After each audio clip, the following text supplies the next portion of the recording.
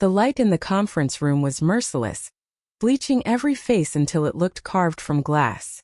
My father began the meeting, his calm voice slicing through the air like a reprimand wrapped in authority. "You're suspended until you apologize to your sister." The pen in someone's hand froze mid-stroke. My sister tilted her head, the practiced gesture of mock offense barely masking the quiet triumph curving at the edge of her mouth. I stood in front of the frozen slide deck, pressing the remote over and over just to fill the silence. No one spoke. No one intervened. Even the air felt afraid to move. I didn't protest or plead my case. I simply said, "All right." If my father had understood what that small word would unravel, he might have chosen silence instead. I had grown up in a home where silence was dressed up as harmony. It took years for me to recognize that it had always meant hierarchy. My sister figured that out long before I did. When she cried during a disagreement at school, my father arrived before the teacher could even explain what had happened. She walked out with new supplies and a pat on the head. I left with my old poster board and the usual reminder to stay reasonable. Being reasonable became my unspoken assignment in life. I didn't even realize I had accepted the role until much later. I still remember the day my acceptance letter arrived. A thick envelope with my name printed in perfect alignment. I held it with both hands, standing barefoot on the kitchen tiles, feeling the pulse of a future I had earned. My father skimmed only the first line, nodded once, and placed it on the pile of unpaid bills as if it were an errand note. He never opened the second page. 10 minutes later, my sister appeared wearing an engagement ring, and the entire house burst into laughter, phone calls, and champagne toasts. My letter vanished beneath a pile of party napkins before the night was over. That was the first time I realized that in our family, achievement was worth less than spectacle. When my mother died, the imbalance that had always existed hardened into structure. She had been the soft edge of the family, the quiet one who noticed when I clenched my shoulders or fell asleep at my desk. Without her, the house lost its warmth and its only source of quiet fairness. My sister didn't change. She simply no longer had resistance. In the family business, the same story replayed itself with cleaner precision and higher stakes. I built the development department from a dim little office with flickering bulbs into a full-scale floor humming with engineers who trusted me. I knew every project milestone, every release cycle, every system overhaul. I never flaunted my work. I didn't need to. My sister, however, was a natural performer. She promised miracles she didn't understand. 4-week schedules for projects that would take 12, budgets that forgot testing, or ignored the exhaustion of overworked staff. My father always defended her. "She understands the clients," he'd say. "Just make it work." So we did, long nights bleeding into dawn, blue light burning in our eyes, exhaustion blurring the edges of our focus. I stayed longer than anyone, patching gaps, rewriting schedules, absorbing blame she tossed aside with her usual smile. My father never asked how the work got done. He only repeated his mantra. "Your sister manages relationships, you handle everything else." I didn't argue anymore. I documented everything. Logs, risks, timelines, quiet records of a reality no one cared to read. The final project before my suspension forced me to face what I had long refused to admit. My sister had made another impossible commitment, one my father approved before I even saw the proposal. When I pointed out that the figures didn't add up, he gave me the same patient, dismissive look he'd used when I was a child asking for fairness, the look that said, "Adjust yourself to fit us." Standing in the hallway after that meeting, clarity hit me like cold air. I had spent an entire lifetime being reasonable for people who never planned to see me at all. That day, I finally learned my real place in this family, and quietly began leaving it. The corridor outside the conference room felt colder than it should have. Colleagues shifted aside as I walked past, not from respect, but from discomfort, as if proximity might pull them into the fallout of a decision they wished to ignore. No one spoke my name. No one met my eyes. When I reached my floor, a memo was taped beside the elevator. A fresh project chart, a newly drawn hierarchy. My sister's name sat bold at the top of the structure I had built from nothing. My title was missing entirely.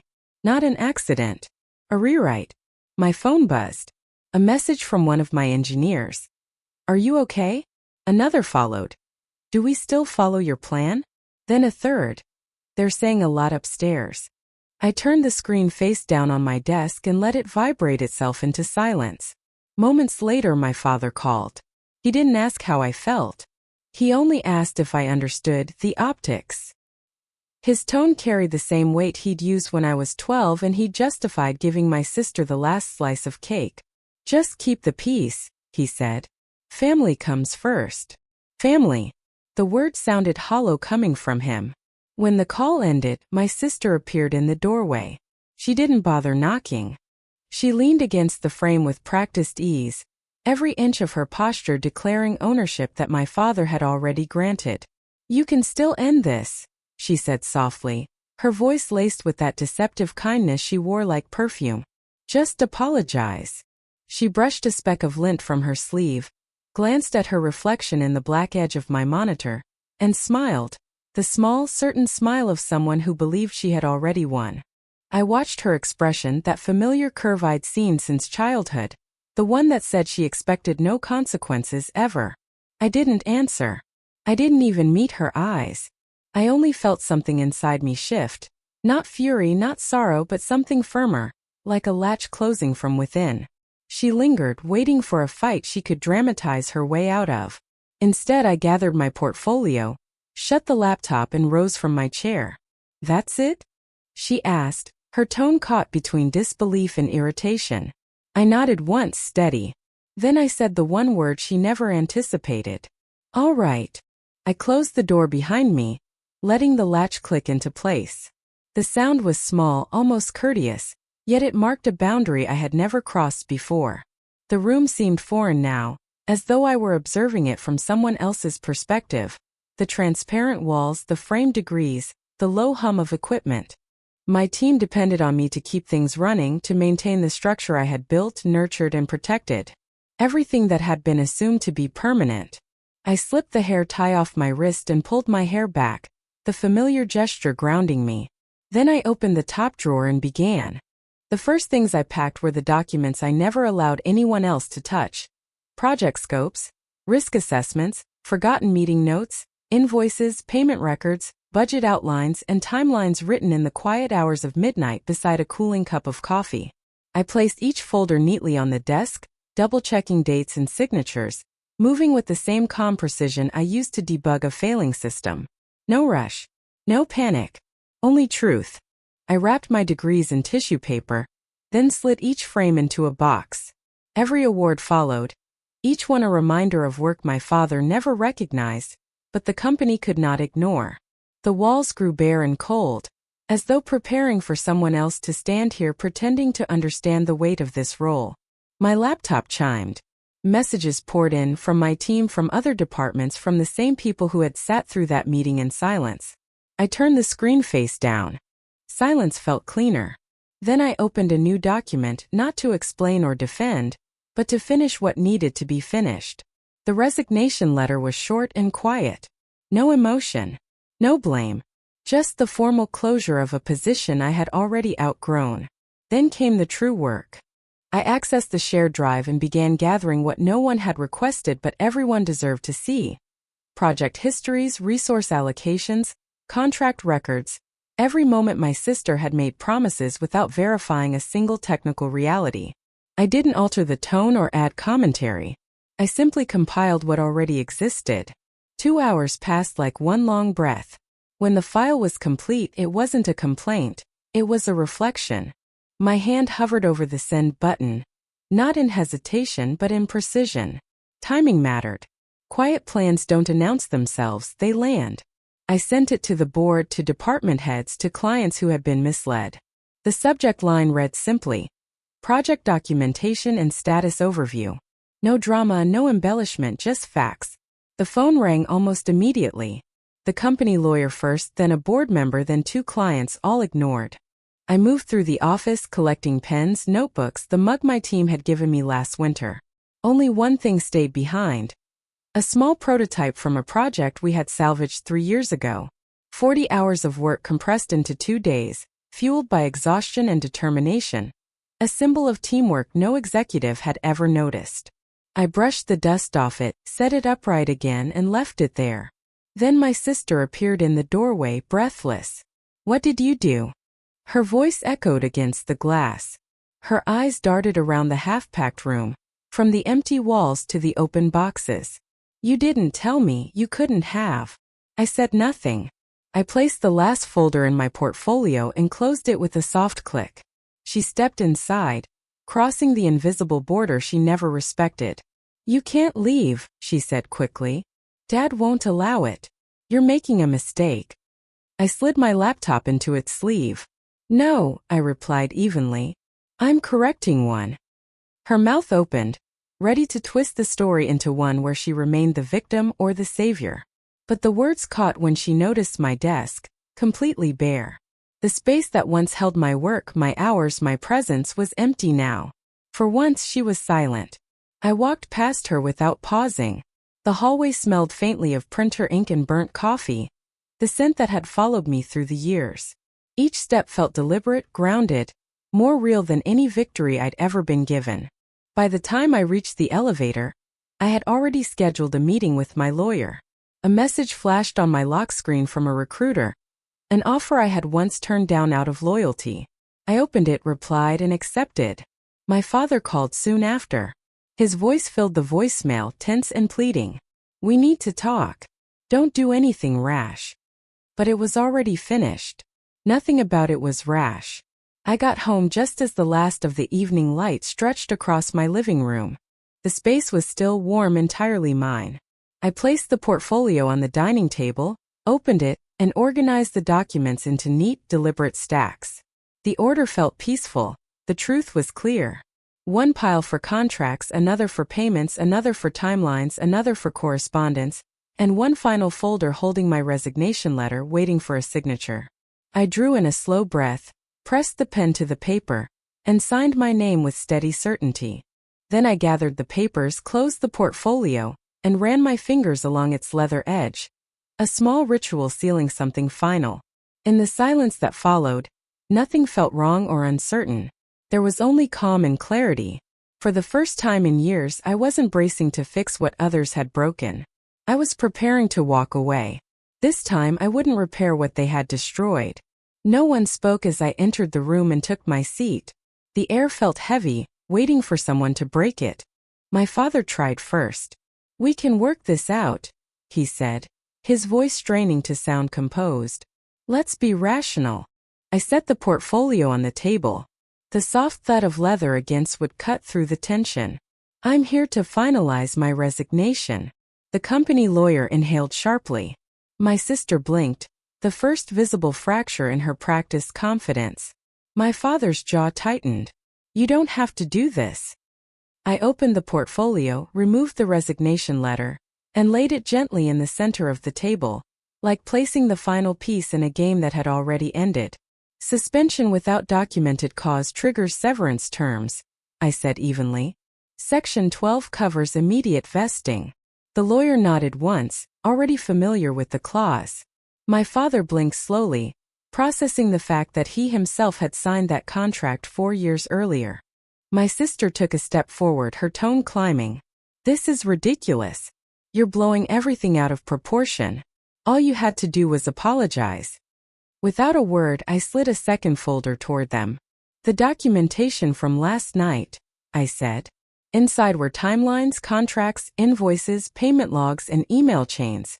Each one factual, dated, and verifiable. Everything she had chosen to ignore. The lawyer hesitated, then opened the folder. His face paled as he skimmed through the pages. "This is extensive," he murmured. My sister leaned over his shoulder, her eyes widening as she read. "You can't send this to clients," she said, her voice breaking. "They've already received it," I replied. Her hand froze midair. "What?" My father's voice cracked. "You sent it." "I sent documentation to the board and to all project stakeholders," I said calmly. "Status updates. Accuracy matters." Silence swept across the table. My sister turned to my father, searching for rescue. "Dad, say something." But he wasn't looking at her.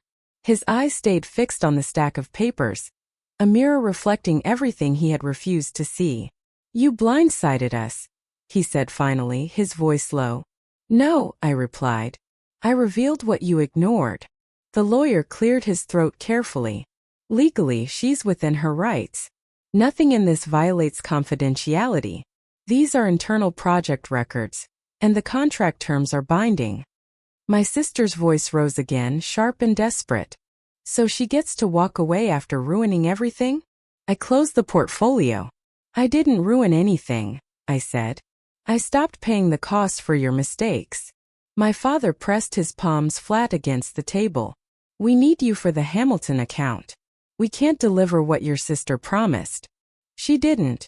He stopped, catching himself too late. My sister turned toward him, stunned. "You're blaming me?" He looked at her the way someone looks at a collapsing building, realizing too late that the foundation had always been weak. I stood, sliding the portfolio under my arm. "This isn't my problem anymore," I said. "I've already accepted another position." My sister let out a brittle laugh. "Who would hire you after this?" The lawyer closed the folder with trembling fingers. "Anyone who values competence." The room went still. For a moment no one breathed. I reached for the handle of the portfolio. My father took a step forward as though to stop me, but his hand faltered halfway. "We can still fix this," he said softly. "You don't have to leave." I met his eyes, steady, level, and clear. I already left. Then I walked out of the conference room, past my sister's stunned silence, past the lawyer's pale disbelief, past my father's fading smile. I didn't look back. The elevator doors closed with a muted hum, sealing it all behind me. And just like that, the entire structure I had held together began to collapse, without me lifting a finger. I stepped outside without checking if anyone was watching. The air felt lighter, as if the weight I'd carried for years had finally realized it no longer had a host. City noise blurred into a low, distant hum. My footsteps sounded steady on the pavement. At home, the light through the windows was soft and warm, touching the furniture like a quiet promise. I set the portfolio on the dining table, not as an ending but as a simple completion. This space hadn't taken anything from me. It hadn't demanded proof. I fed Cooper, my dog, and listened to the faint rhythm of his paws against the floor, small grounding sounds of ordinary life. Then I poured a glass of water, held it with both hands, the same way I used to hold coffee in those early office mornings. The gesture surprised me, a habit from a life I no longer owed anything to. That night I didn't check emails. I didn't replay conversations or anticipate fallout. The quiet didn't feel heavy. It felt clean. In the morning I dressed without rushing, choosing clothes that didn't need to prove authority to anyone. Driving to my new meeting, the skyline looked almost unfamiliar. Not like a place I was escaping from, but one I was finally seeing clearly. The new office was open, bright, filled with the easy sound of people who didn't walk on tension. When the hiring manager introduced me to the team, no one measured my worth against anyone else's. They simply shook my hand and smiled. Later, standing by the window overlooking the city, I thought of everything I had left behind. The acceptance letter buried beneath party napkins, the impossible deadlines I'd salvaged, the quiet compliance mistaken for harmony. And then I thought of the empty desk, the resignation letter, the portfolio on the table, each act simple, deliberate, mine. Leaving wasn't loss. It was an opening, one I created with nothing more than truth, restraint, and the courage to stop rescuing people who mistook my competence for obligation. For the first time in years, silence didn't feel like erasure. Felt like freedom. In the end, I learned something simple. Silence isn't surrender. It's a doorway. A place where you decide what enters and what never will again. Walking away didn't break me. Brought me back to myself. If you've ever stood in a room where your worth was treated like background noise, let this story remind you. Your life doesn't need their permission to change. Thank you for listening. If you want more stories like this, stay close. There's more to tell.